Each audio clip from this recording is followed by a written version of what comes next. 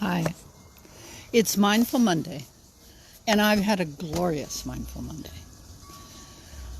So I began my day by practicing Jinshin Jitsu, and I always am amazed at myself the way I have all these wondrous tools in my toolbox, all these things I've studied, all these things I've become certified in, skills, techniques, philosophies, and yet I will implement them and incorporate them and absorb them into me and practice them every day for months, sometimes years.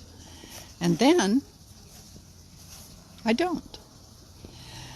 And so on Saturday, I gathered with some friends of mine, and it's the drummers. You've heard me talk about them before. So we did all of the social distancing things. We wore our masks in the house. We stayed outside most of the time. We each brought our own food. We sat 6 feet apart.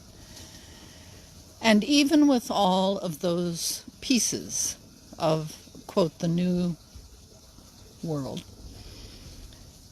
there was such a glorious peacefulness in gathering together in friendship, and in sharing stories, and in laughing, and in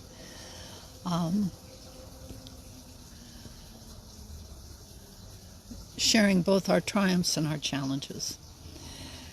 And I realized, you know how you know something and then you forget that you know it. And then a life experience or an event happens and it reminds you of the truth of that you know. So that day spent outside in the sun by the water reminded me of the truth that I know about how much I love my friends and how much I treasure this group of women. We laughingly call ourselves the CODs, the Companions of Destiny. And we have been on this journey for so many years. We have shared so many things. We have studied craniosacral together. We've studied Jinshin Jitsu together. We've taken trips together. We've studied TR together. It's like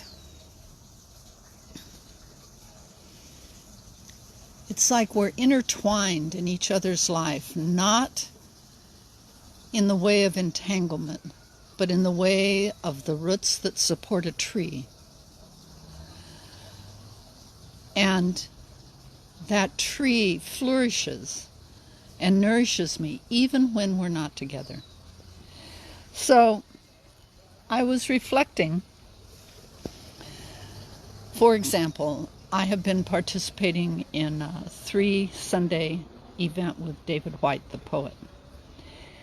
And I met him through Serena Sutherland, and it would have been her birthday today. And I remember going to a Silomar and sitting and listening to him speak and watching the deer come up and talk to us. And he's always had kind of a magical place for the way in which he made poetry come alive to me. So again, it's another root on the tree of my life that helps support me, that nourishes me. I don't tap into it all the time.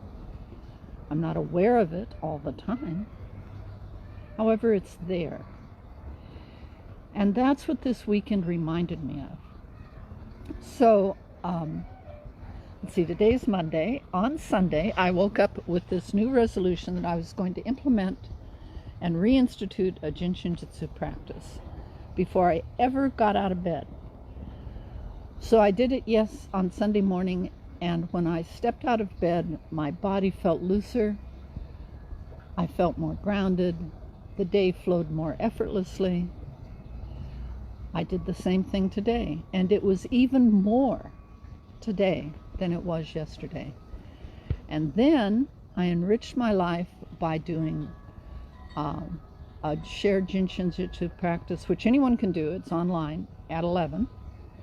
Then at 3:30, I did Breath Lab with Dan Brule and people from all over the world, experts in the field. It was such an exciting opportunity for connection and communion. And then afterwards, we did Breath Church for a whole hour of connected breathing and meditating. And it was as if I invested the whole day in myself, in becoming what David White called not only the pilgrim on the outer journey of wherever it is I'm going, but the pilgrim on the inner journey of knowing myself even more than I already do. And that's what it felt like today, as if I was on a pilgrimage. And I thought how blessed I was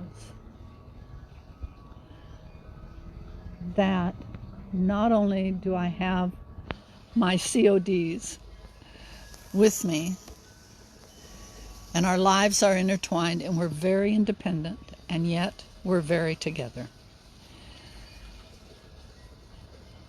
I think about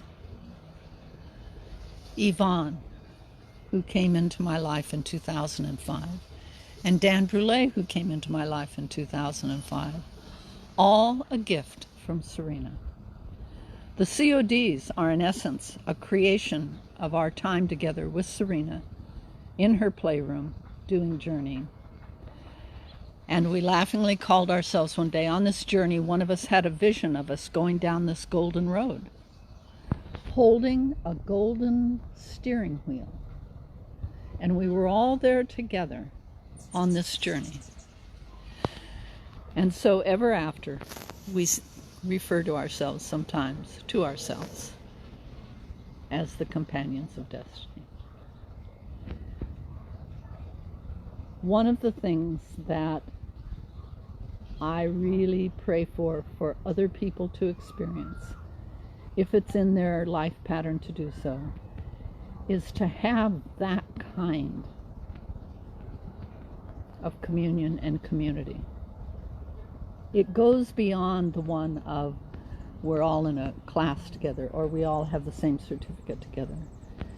It is a community of heart. It's a community of shared experience.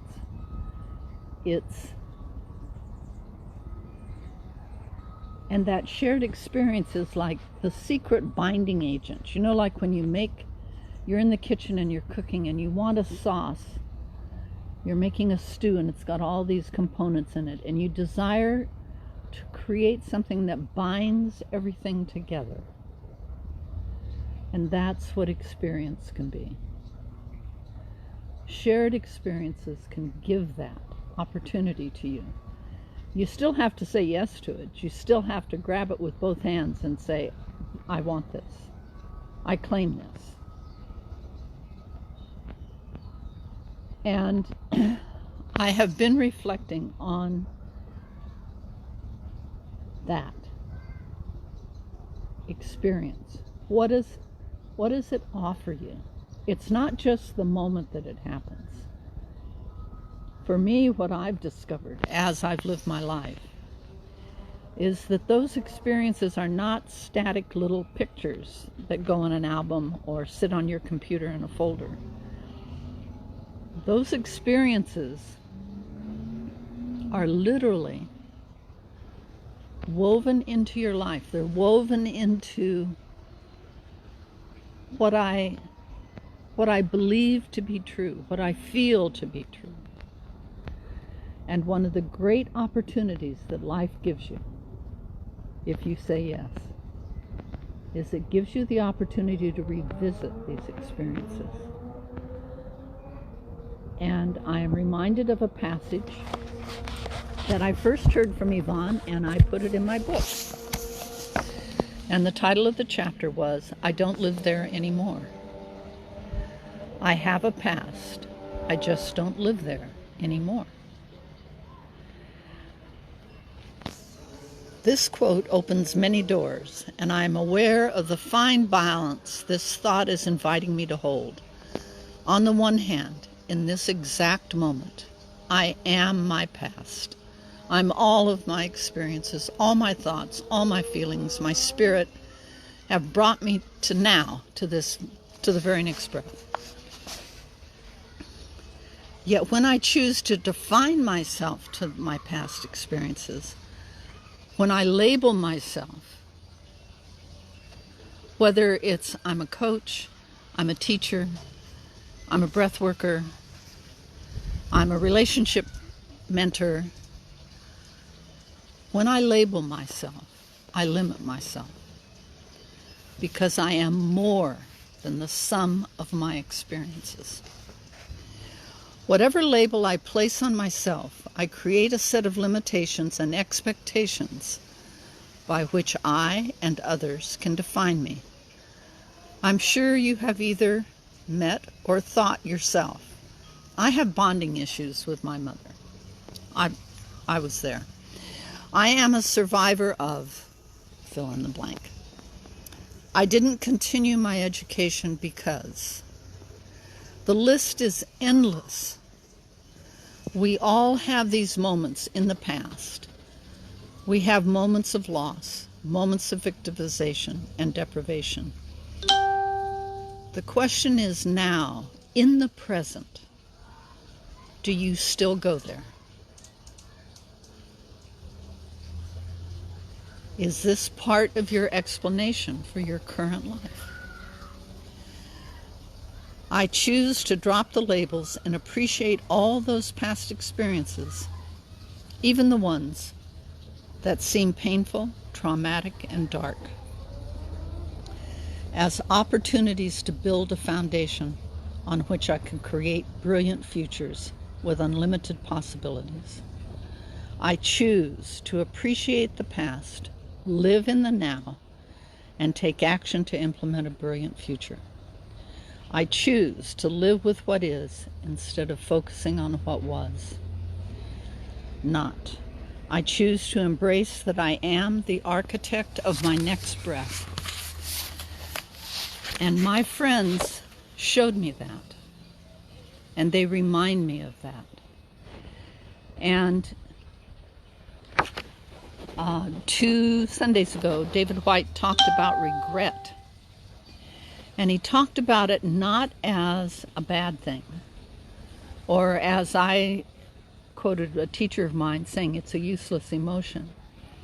It is if you choose to live there, because regret lives in the past. Regret is for what's already been done, for the choice already made, for the consequences already experienced. However, David White, in one sentence, totally changed something I had believed to be true, that I put in my book, that regret was a useless emotion. And what he said was, regret can be a doorway to creating a new relationship with the future. And I realized that he was sharing an invitation to transform the way you experience your life, your memories of it. Do you just keep them as memories in little boxes and little pictures? Or do you use them to support you to take action to go into the future? Do they help you move forward? Do they support you to make stronger choices, clearer choices, more heartfelt choices? And I realized my companions of destiny help me do that. They are constant inspirations and reminders of me, to me. And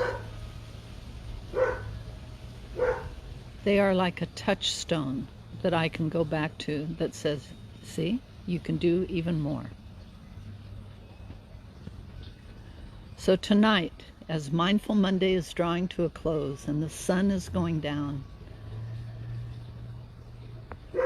that's what I invite you to give yourself.